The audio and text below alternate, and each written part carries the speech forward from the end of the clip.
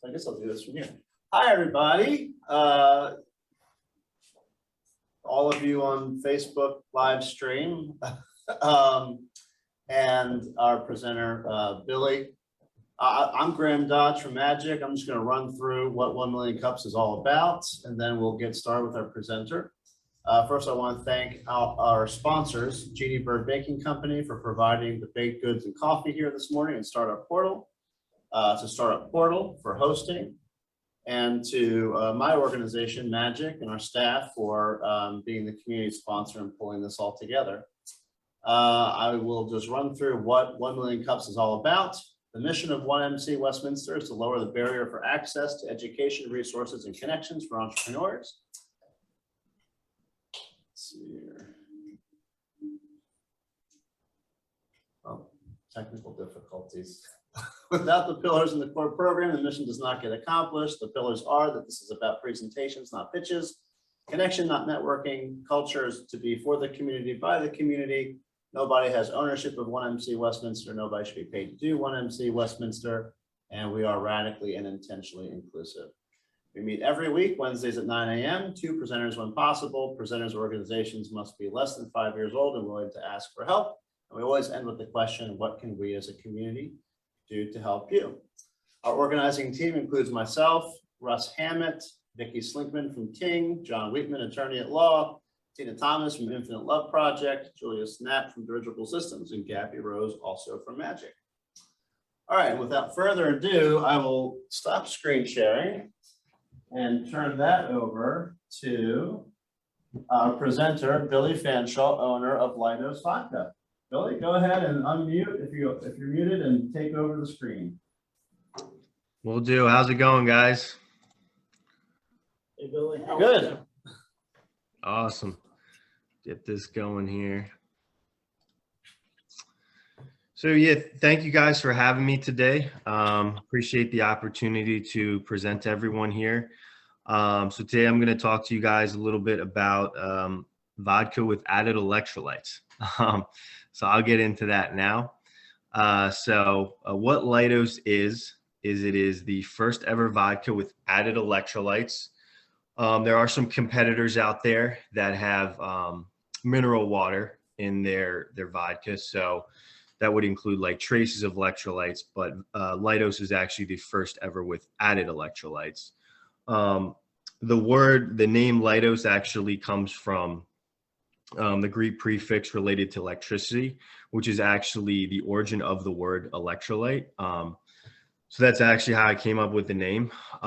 It was not my original name. The original name was actually Light, which was LLYTE, but the government made me change that because it was too close to the word electrolyte, and electrolyte constitutes a health claim.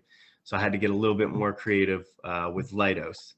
Kind of one of the big things with the spirit is it's patent pending. I actually expect to be awarded the patent as well. Probably by May 2023. That's a little optimistic, but that's what I'm expecting right now. And really a couple components to the vodka is the first component is I'm adding so many electrolytes into the vodka. It has a very high pH level, actually a pH level of 9.5. And that's what makes the vodka very smooth, albeit easy to drink. So for example, Grey Goose has a pH level of 5.9. So yeah, if you usually get a nasty bite when you try vodka, you do not get this with Lytos. The other thing is the formula is loosely based on Pedialyte extra formula.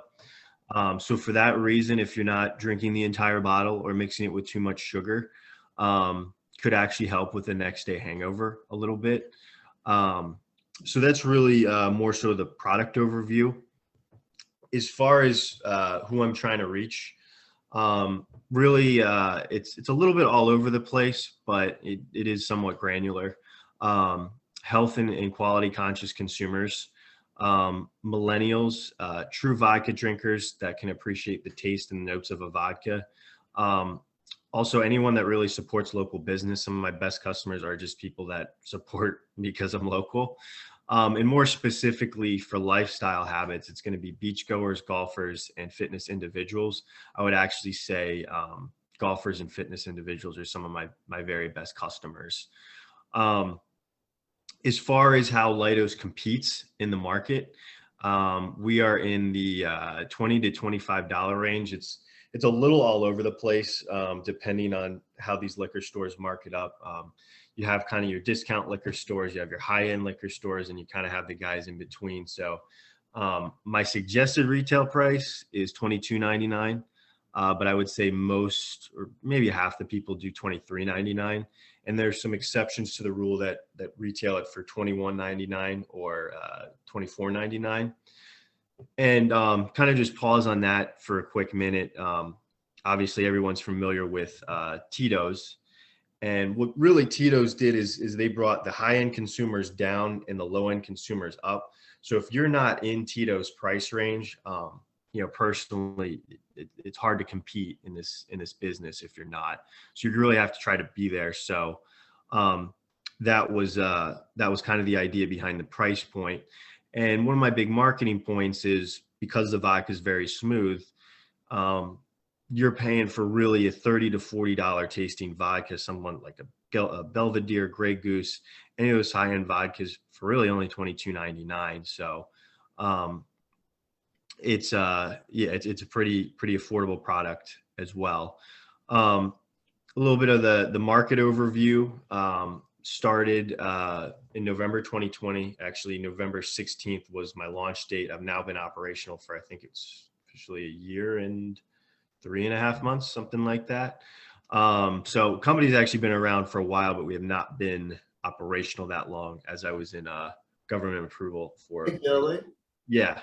Billy, we're seeing just the executive summary still. Are you on to the market view tab? Is that a different tab? No, I'm still on the executive I'm sorry. summary. Yeah, I'll probably spend a little more time on the executive summary more than the other slides. This is kind of the meat and potatoes. So yeah, at this time, it's in, I think as of yesterday, it's 222 accounts, something like that, primarily throughout the Baltimore metropolitan area. So as far as the marketing plan, I'll get a little more into that throughout the presentation, but it's an interesting balancing act because you are, you don't like, I consider myself a good marketer, but it's hard when, you're pinching pennies all the time. So you have to get a little bit more creative. So most of my marketing goes into on and off premise marketing, press when I can get it, and then local social media influencers. So moving on kind of to break down the product and a little bit about how it's made. So I'm what you would call in the business is a brand owner. So I actually don't do the manufacturing. And to get into that a little bit, I think the companies that set up distilleries are more interested in being a destination and more of a tourist destination where you might come and eat and sample some spirits. But generally, they're not as interested in distribution. And I'm a little more interested in distribution. So really for me, I'm not as into the manufacturing side of things. But with that being said, the key points in how it's made is I actually work with a co-packer in Hollywood, Florida called Miami Distillery. They produce rum. And they also do co-packing on the side. So what they do is they source corn-based vodka, so it makes it gluten-free. They distill it. It should be 6 times. And for me, I actually do all the procurement for things like the electrolytes, the bottles, the caps, and the labels, and they really put it all together. I get a logistics quote. They send it up here to my distributor in Maryland, which is Chesapeake Beverage. And that's kind of how that looks. Next slide. So product value proposition. And I like to kind of think of this is I do a lot of tastings in stores, and this is generally what I'm speaking to when I'm doing tastings in the stores. So smoother drinking experience. If you were to walk up and talk to me at a store, I would be all about, hey, it has a very high pH level. This is easy to drink. The second thing I'm getting into is you can't really call vodka healthy, but for someone who's seeking maybe a healthier vodka compared to what they normally drink, this is a good solution.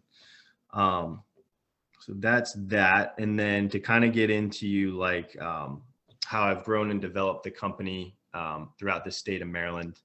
I'm personally a Towson graduate. So I actually came out of school 2014 and was in advertising for a very long time,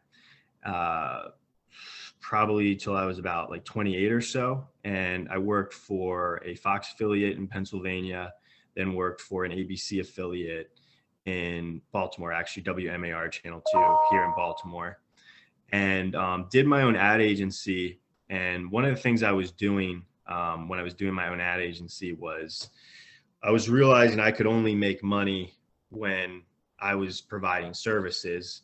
So it was really hard to take time off. It was really hard to do anything. So I always had this idea of starting a vodka. And I was very attracted to that because the thing about a product is you can make money with it while you're sleeping. And I like that idea. And really how it came about, I was 19 years old and I was mixing cheap vodka with Gatorade and or Pedialyte. And I wrote the idea down on a piece of paper and I always kept that with me. Ended up referencing it while I was doing my own ad agency. Really broke ground in January 2019 on developing the formula. And then, got my legal organizational documents all set. And then come June or July 2019, the formula was submitted to the FDA. The FDA actually approved it rather quickly. And then where I would say where this got complicated was I was in government approval for federally about 8 months, and they rejected the brand's label 8 times because they really did not want vodka being mixed with electrolytes. And unfortunately, it's a lot of those, that government agency specifically has a lot of former Anheuser-Busch people, 5th generation, all these big companies have former employees that work there, and they unfortunately are pretty much paid to reject things, but did persevere through it. So really when I got on the ground in November 2020, we're launching really when I would say the pandemic was making a comeback. So I used a lot of my existing connections and contacts and relationships in place to actually have my friends go out and buy the product. So it actually moved pretty well. And, just because it was a vodka with electrolytes, there's a lot of hype behind it. So really off the jump, it was pretty successful when I launched. And as you can see here, it's almost sold a case per day. And I would say kind of the secret sauce to Lytos and why I've been able to get this so far is because I've been store-centric, hands-on sales approach. So, not many weekends I'm taking off. Usually I'm out there hand selling the product, and that has gone a long way. So that's kind of the overview of how it got started and how I broke out in Maryland. The next slide is, and I discussed this a little bit earlier, but just to kind of give you guys more of a visual of it, that's where I sit as far as pricing in big brands.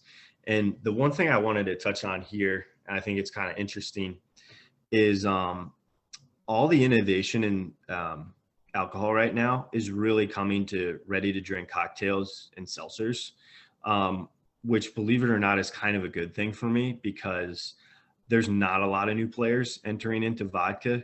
So for me, while I'm going up against these heavyweight brands, as you can see here, there's not a whole lot of new ones entering. Like, since I've launched this brand, the only vodka that I believe that has launched in this market, was Game Day vodka. So, which stinks because it's another competitor on the shelf. But, for the seltzer guys, it went from like 1 to 10. And then for the ready to drink guys, it went from like 2 to 10.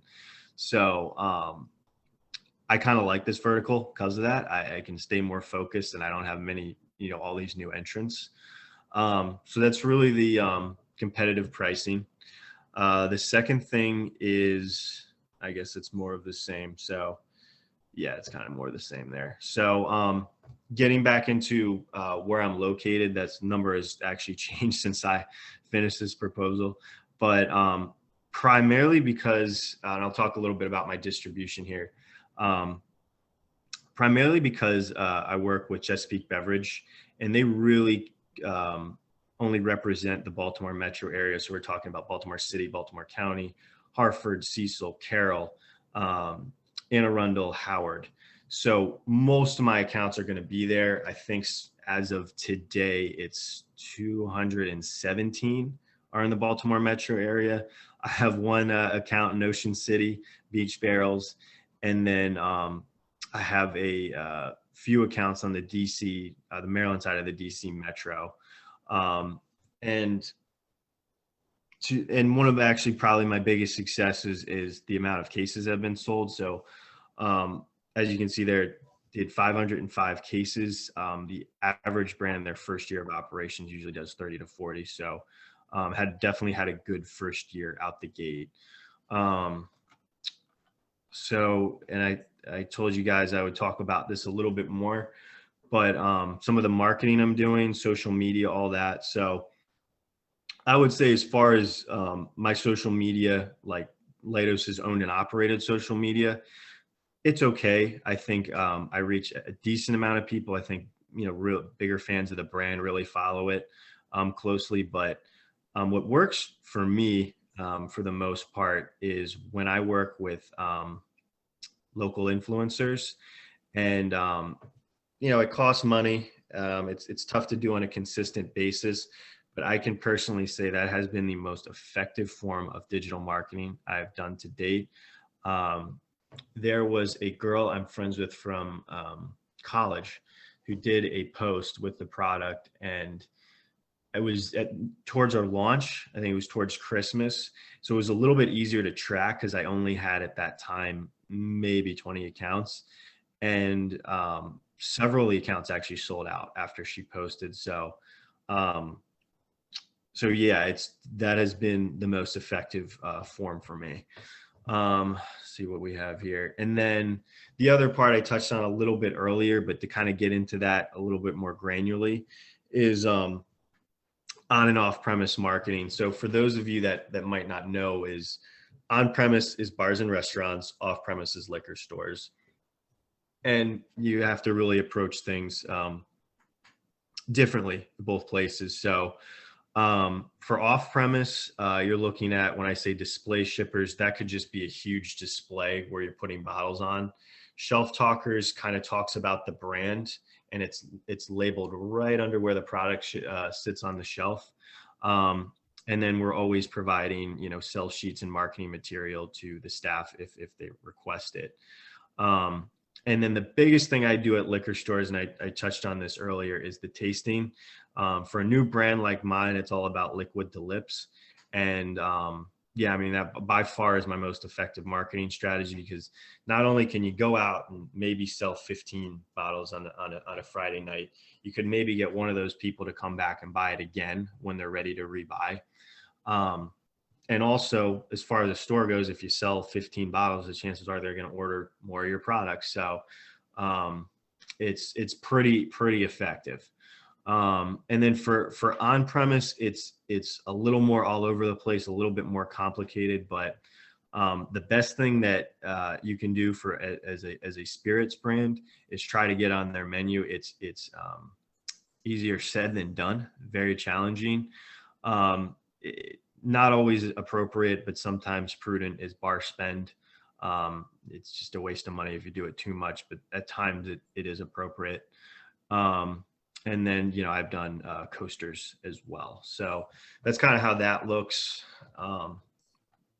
And then public relations, fortunately, having some experience and background in media, I had some contacts there. So I actually have been able to get some press. It seems to be when I need it.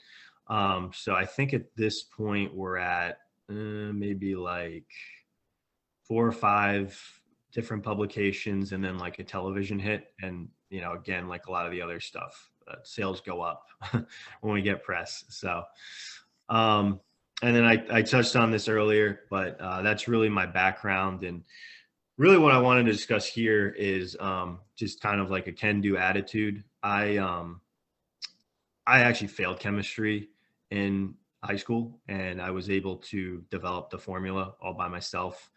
Now it's patent pending. The product's relatively popular. So again, wasn't a great student up until really grad school, but I just kind of wanted to plug that because, you know, they feel like sometimes we live in a world of, you know, you need a title to do this or you need a title to do that. You know, the internet's a beautiful thing, and I was able to research and develop that formula really on my own. It took a while, but you know, for the most part, the vodka receives a lot of positive feedback. So that's that, and yeah, that's the pitch. And I think the next step is questions. Yeah, thank you very much. Presentation. So also for those of you watching on Facebook, please know that you can put your questions in the comments and we'll see them and read them out loud to Billy here. So I guess to sort of kick things off, I noticed on your list of the companies, the competitors, none of them said Russia. And I just saw in the news, I think it was like a picture of Smirnoff or somebody, I don't know, everyone should be boycotting Russian vodka, but there doesn't seem to actually be a Russian vodka on the market that's competitive right now. Is that true? You're absolutely right. And it's funny you said this. I learned this, like, I was actually at a liquor store yesterday, and part of my pitch was, hey, you need to pull your Russian vodkas, put on an American vodka. And he said, he points to the Russian standard vodka and he says, that's not actually Russian. I was like, really? Like, no, it's Polish. So the truth is there's actually not a lot of Russian vodkas on the market.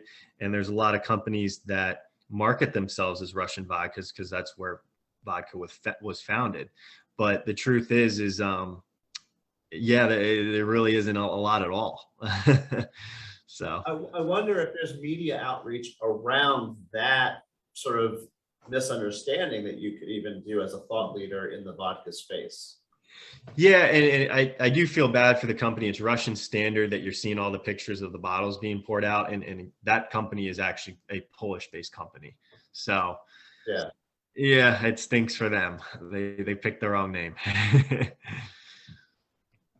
Well, I'm meaning to say that you, as the owner of Lytos Vodka, could pitch a story to a reporter, you know, to give yourself, again, more sort of attention in the media, more eyeballs, but you would be talking about this sort of current topic of what Russian vodka means in the market, since That's people are talking about it right now. That's a great idea. I might have to write that down when we get off the presentation. That's a good idea. Any other questions for Billy? Oh, I have so many. All right, Big D from Tink, go ahead. Hi, and you're wearing Ting Blue, which is nice. I'm sorry we can't get it to you in Baltimore City, but I'm a vodka drinker and a marketer, so I have many questions. First of all, I love your package design. Your presentation looks very, you know, sharp and professional. I would have guessed that if you weren't in media, that you had worked with an agency to put that together, because it looks very clean and professional. Are you just planning to go with the 750 ml, or do you at some point plan to have a handle or other sizes? I do. It's very driven by demand though. So until really my distributor requests it, you know, I'm stuck at the 750 ml. I do assume they are going to reach out and request a 1 liter at some point, just because that bottle shape is more set for bars and restaurants. I mean, usually when I sell in like a 750 ml to their bar, they're like, why don't you have a 1 ml? I was like, ask my distributor, because they haven't bought it yet. So it is on the product roadmap, but really driven by if the distributor's asking for it or not. So. Cool. So where in Carroll County can we get it? Sykesville. It's Ye Old Package Goods Store. I actually only have 2 accounts. It's at Sykesville Station, and then Ye Old Package Goods Store. So I'm actually For us, for a trip? yeah. I'm actually gonna get out in Carroll County likely this month or next. So I'll go from probably 2 accounts to 20 to 30 there relatively quick. It's the only county I really actually haven't attacked right now. So Well, when you come out, let us know. There's several liquor stores sort of around the McDaniel College campus that we would probably recommend. yeah. Yeah, Sounds good. targeting an area. Well, and here, that led me into my next question, which is who do you see as your demo? I was just going through your Facebook page, and it does look like you're going for a little bit more of the health conscious, but probably a little bit more of a younger consumer. Yeah, if you you read my business plan, that's probably what it would be. I would really say my best customers are probably like in their 40s, 50s sometimes. So that's a really hard demo, and I guess I'm in that demographic, but it's weird. It's like when I'm doing the influencer stuff on social media, everyone in that demo rushes to buy it. And when I'm not, it seems like my base, which is maybe 40, 35 plus, something like 40 plus, something like that, been a little bit more loyal to the brand. So we'll see. I'm just getting started out, but people in the millennial demographic seem to really like Tito's, even though it tastes terrible, but it's good marketing, I guess. Yeah. Any other questions? Any questions? We have 2 on Facebook. We have 2 questions on Facebook. Gabby, go ahead. Russ Hammett, one of our 1MC organizers, asks, is the purpose of the electrolytes specifically to modify the pH to affect its smoothness? You could seemingly also push it as a means of helping to prevent a hangover, since the common knowledge is to have sports drinks to help your body get over one quicker. Yeah, I mean that is the idea behind it. It's not legal for me to market that though. So that's how that was the idea behind it though, for sure. Okay. And Jen Young from Covalent Spirits asks, what is the concentration of the electrolytes? Have you tested if there's a noticeable difference for someone drinking Lytos versus a non-electrolyte vodka? Oh yes, huge difference. Yeah. You can taste the electrolytes too. It really depends. Like for me, when I sample customers on it, they normally can't, like they just, oh, that's smoother than normal vodka. But if you go to a bar manager, a GM at a bar, an owner of a bar that are living and breathing that business, they absolutely can taste it. And I actually will say it's not for everybody, because as you could imagine, a high pH level means there's some sort of salinity to it. So it's not for everybody, but you can taste it. If you especially swish it around, you can taste it. So it has a saltier taste to it. Yeah, and it's mainly it's actually the potassium, because that's the main ingredient, but potassium has a salt connotation to it. So I for me, it's the people that are doing it for a living that really catch it. When I'm usually out selling tastings on Friday, maybe once in a blue moon I get that comment. So what does it mix well with? That was my question. I was gonna say, how do you take your Lytos? Yeah, how do you drink it? Yeah, so I just like it like straight, actually sometimes with water or tonic, but really what I would recommend it, and my number one recommendation would be anything fruit-based, because it contains citric acid, and citric acid is basically the brother of electrolytes, or maybe wife, because they marry so well together.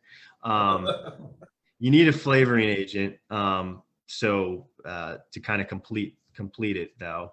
But so I say anything fruit-based. And then there's obviously stuff that plays to the electrolytes. So you're going to say Bloody Marys, and really actually my most popular mixer is pickle juice. My fastest growing account uses it for pickle shots, and you can't even taste the vodka. They're very dangerous. So yeah.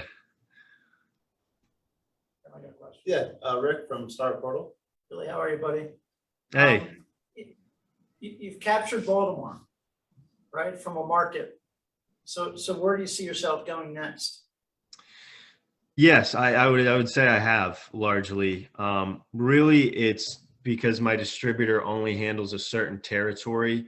It's getting distribution throughout the rest of the state. I'm actually fortunate. I have 3 meetings lined up with 3 distributors that cover the rest of the state within the next 3 weeks. So the next move is hopefully get all 3 of those guys on board, and I have distribution in the entire state. And then from there, in no particular order, would be either DC or Delaware. That's a little bit harder because like I'm approaching these other distributors in Maryland and they're seeing the activity in Baltimore and they're like, we should meet with this guy, where I can't get anyone to take my call in Delaware or DC. So that'll be a little bit more challenging. I think I should be able to cover the state of Maryland fairly quickly though. Got it. Yeah, what about Florida, since it's being produced there? It's a good point. I actually have a lot of resources down there, manufacturing. I have a consultant down there. I have actually my label provider down there. So it is actually on my roadmap, and that's in part because Florida consumes, I believe they're only behind like Texas, I think, in spirits consumption. It's high. So it makes a lot of sense to be down there. I would say that I actually have this listed out, but it's I think I want rest of Maryland, DC, Delaware, Florida, New York, Los Angeles, Arizona. And that's really in the spirit. That's all you need in the spirits business. So. Got it. Nice. I'm Yeah. sure Vicky will go for you wherever you need to go for vodka. Happy to. I do have 2 more questions if nobody Yeah, go ahead. else does. So I didn't ask you about your sizing, but on your product development roadmap, do you have anything else that you're cooking up in terms of flavors, or like you mentioned, the single serve items? Yeah, I think the first step on my product roadmap is definitely doing the different sizes in the bottles. And then I haven't totally decided this yet, but I'll either go, because I get people ask me about flavors all the time. It's very complicated when you have Deep Eddies that pretty much owns that market. And not to mention it's totally different when you go to the bars and restaurants. It's just a totally different play. But if I were to do the flavors, I wouldn't just do like a strawberry. Like it would just be like, a strawberry lemonade, like something creative, something different. Because I think Lytos is different to begin with. So I'd want to do like multiple flavors in one. Or the other thing that I would consider is using different salts. So right now I use sodium chloride which is one of the salts I use in Lytos. Consider switching that to maybe an offshoot where I do Himalayan salt instead. So whether it's that or flavors, not sure yet. I know I'm a long ways away from that though, for sure.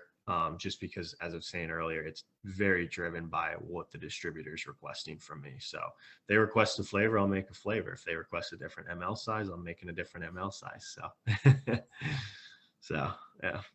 Have you given thought to your position within your marketing? So there have been other, several larger beverage brands, I'm thinking of like Dogfish, that have taken their founder and kind of put them at the center. Do you see yourself as being the face of your brand, or are you really leaving it out there as the product itself?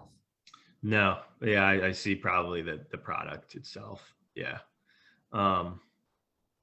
Yeah, I know like Tito's does that and that. To me, it's about the electrolytes, not about me. It's about the electrolytes in the vodka. So yeah. Well, speaking of which, in terms of other kinds of influencer marketing, would you potentially be targeting athletes, professional athletes, as spokespeople or other influencers to share or sponsor or for people to sponsor them or something like that? I'm actually, it's really something I'm really pushing for. I got in contact with one of the Ravens players, and the issue there was unless the NFL is behind it, they cannot get involved in alcohol whatsoever. Hysteria did something really funny with Justin Tucker, and I like what they're doing. They're really walking that fine line. I don't know if you see it, if you look at their clutch beer. I'm much smaller than those guys, so I'm not going to take any chances like they did there. But you really can't get involved with anyone in the NFL. So that's out. We don't have a local basketball team. I don't know if the Orioles really have name brand players. So what I'm really looking at right now and who I'm speaking with is actually a golfer. So I'm actually looking to partner with someone that does golf, and I'm pursuing him very persistently right now. So I was going to say, or maybe lacrosse too. There are some very popular lacrosse players in this region that's who true. have built some name for themselves. One of them I know, he used to have a co-working desk at ETC in Baltimore. I don't know if he's still there or not, but he had his whole like media team and stuff working from there. It's not a bad But the golfing idea. makes sense because there's only so many sports where you can actually drink while you're playing the sport. That's kind of a part of it. Yes, You don't know that exactly. there's many professional beer pongers right now, but. Exactly. I did. There's a couple guys. They're nationally ranked in cornhole. They're right here. They're actually in Howard County. So I'm getting involved with them. I actually have some water bottles I made for them. So so I am getting involved with them. Well, and then maybe also in esports too. Yeah. There may be something there. There's a couple of ranked players I know that live in this region as well. I think some of them aren't quite 21 yet, so they might not be. Right. They won't mind, but the law. Yeah. Well, you said yourself you were 19 when you started creating this company, right? Do your parents know about that? Yeah. I was drinking when I shouldn't have been drinking for sure. Yeah. I'm not sure they knew about that. Yeah, I think we all have those stories. What's the most unique flavoring of vodka you've heard of? Because I know of one out of Delaware, and I was just wondering what the most unique one you've heard of is. Bacon vodka or spicy jalapeno vodka. Those are pretty nuts. Store in Elkridge called Troy Farms has a pretty crazy selection, good selection too, of vodka, and you can find all these wild spirits there. And I don't know who's buying them, but apparently somebody if they're carrying it. So Have you ever heard of Scrapple vodka? I don't think so. No. Look it up and look at the label. It's out of Delaware because you mentioned going there. Yeah, she just goes, of course it is. Yeah. My parents used to live in Bridgeville, Delaware, so there's a big scrapple sign, and as soon as you see that, it's like, oh, you're still gonna eat it once you know that the first ingredient is snouts. Yeah, I'll check it out. We have more questions on Facebook, right? Yes, we do. Russ Hammond asks again, thought on applying this to other alcohols. Vodka isn't very flavorful, and since salts are flavor enhancers, you might get more taste out of things like whiskey. Have you thought about that? Can you say that last part again? Since salts are flavor enhancers, you might get more taste out of things like whiskey and whatnot. So he's asking if you would consider putting electrolytes and other things like whiskey that actually enhance the flavor. Yeah, so my patent actually covers it so people don't do that. I don't know if my personal interest is in doing that, just because from my understanding at least, and I really know vodka, but my understanding is that takes the manufacturing process of whiskey and even more so bourbon take a long time. I don't know that business as well, but my patent covered it. So if someone were to come out with it, I should be protected there, but I'm not sure I envision myself doing that though. And what's the next question? How would using different salts change the flavor of the vodka? Don't know if they necessarily would. They might a little bit. it's probably going back to someone who's in that business, has a seasoned palate, probably could. I would probably say it's more of a marketing thing. So if I'm now, instead of using sodium chloride, I'm now using Himalayan salt, and I just make that label pink. So you have a cool looking like pink label with Himalayan salt on it. So it's probably, for somebody, it would probably alter the taste a little bit, but maybe more of a marketing thing. For those the two.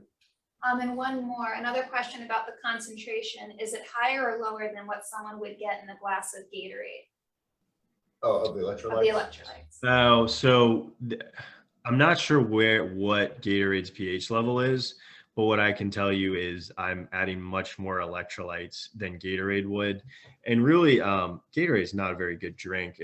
Upon my research, I learned a lot about like Pedialyte, Body Armor, like all those are good drinks. Gatorade is really a bunch of salt with a little bit of sugar and some flavoring agents added. Barely has any potassium. There's a reason why people are innovating in their space and why Body Armor is starting to kick their butt, because Body Armor is a legitimate product and Gatorade is just not. So yeah. Have you thought about raising venture capital to expand and grow? I think about it every day, but I'm I'm a little bit undecided about it, because I'm partnering with a bunch of restaurant groups. Sales are pretty good. So I do have to ask myself if that's something I really need to do. It's tempting, because I know if I did that, I could be making exponentially more money doing this instead of, not making very much, because I am still starting out. So it's tempting. I think it's something I'll have to wait and see on. So. For equity crowdfunding, can you raise Oh, yeah. for a beverage company? I'm not Sure. Yeah, okay. Yeah, you'd probably crush it. Yeah, really. That would actually be kind of synergistic with just promoting yourself too, by launching an equity crowdfunding campaign. But I have looked into that. Yeah. If I were to go that, I mean, that'd probably be the way I go. I definitely have looked into it. consumer brands tend to do better on Sure. equity crowdfunding. And we can actually pull the research if you want of other companies, what they've done. Yeah. Oh yeah. That'd be very helpful. And there's a Baltimore-based publication actually called earlyinvesting.com. They do a lot of like hard recommendations for equity crowdfunding campaigns when they see one that they like. But they're local, so getting in front of them isn't too difficult. And I do know them, and I raised on equity crowdfunding and raised almost $1 million because Early Investing made a hard recommendation for my campaign. Oh, So wow. that your background in marketing would help you run a very successful equity crowdfunding campaign. So something to seriously consider. And Rick here is the guy that knows how to, actually launch them and report to the SEC and all that stuff. Yeah. That would be I would need someone to help out with that for sure. Okay. Well, any other questions? Oh, we have one more. Oh, one more on Facebook. A suggestion, So perhaps who's this from? Jen Young from Oh, Original Jen, okay. Experience. Perhaps explore joining or aligning with the Maryland Distillers Guild as an affiliate member. Could be great networking since you're part of the spirits industry in Maryland. I have a call with them at 11 on Friday. All right. Jen's good. Excellent. And that's coming from, so Jennifer, who asked that question, one of the earlier questions, she is the owner of a new distillery here that's opening up called Covalent Spirits. So she's a great person to connect with. Awesome. She's mostly focused on whiskeys, as I understand it, and things like that. But I don't think she'll be competing with you in terms of vodka, but I could be wrong. But anyway, they also, they're going to be setting up shop here. They'll have a physical location. Maybe that could be a connection for you in terms of distribution. Sure. Yeah. I got introduced to some of the I met with Lost Ark and Hysteria like back-to-back weeks. So it's definitely seems to be a tight family here in Maryland of people in this business, because we all deal with all the same crappy regulations. So All right. Well, thank you very much, Billy. Great presentation. thank you. Thank you guys for having me. Appreciate the time. All right, so I guess what we'll do is anyone have any community updates today? Anyone want to get up and say anything? I can turn the camera around while we're still live streaming here. Updates? Okay. A couple networking events coming up. What do you want? Go ahead and mention it. They can hear you. March 16th is South Carroll Business Association. It's at noon at Salerno's. And then March 17th is North Carroll County Business Alliance. It's 12:30 at Spargo's. And then March 24th in Mount Airy, the Greater Mount Airy Chamber and Team Network are doing a networking event at Lori Enzo's from 5 to 8, where you get a free slice of pizza to come and network. So. Excellent. What about your class you're teaching? Okay. Well, starting in April, I'll be teaching a class at Carroll Community College, The Art of Social Networking and Sales. So 2 nights, 2.5 hours each night. Oh, wow. That's cool. So I can do a quick update. This Friday, Magic and Carroll Community College are hosting the Business Risk Seminar at Carroll Community College in K100. It's 8:30 to 3:30. It's all about cybersecurity and risk management, but it's a good primer for anybody who doesn't know anything about that. And it's really targeted for small business owners who aren't currently thinking about cybersecurity and risk management, how it affects them. Or it's also going to be for cybersecurity firms who are interested in sort of growing their own networks, because we'll have people there who invest in cybersecurity firms as well who are presenting. And then we're going to have an after party VIP reception at Old Westminster Winery from 4:30 to 8:30. So anybody who wants to attend that and go to the conference, please let me know. The conference you can register for online, and that's through the community college. We can go to magicinc.org to our events page, and you can get to their registration form from there. But the registration for the VIP reception is different, so just let me know if you are interested in doing it. Anything else? All right. Thanks, everybody, for joining us on Facebook. Have a good day. See you next week. Oh, wait, I'm sorry. I was gonna. I'm doing it all wrong. Vicky's supposed to do our outro this week because Tina's not here. Thanks, Graham. Sorry. It's okay. Thank you, everyone, for joining us both here in person at Startup Portal as well as online. And thank you to our sponsors again, Magic, Startup Portal, as well as Genie Bird Baking Company. We are always looking for new presenters. So if you'd like to come and share your venture with us, please check out that's the number 1millioncups.com/Westminster, and hopefully we'll see you here soon. Now have a great week.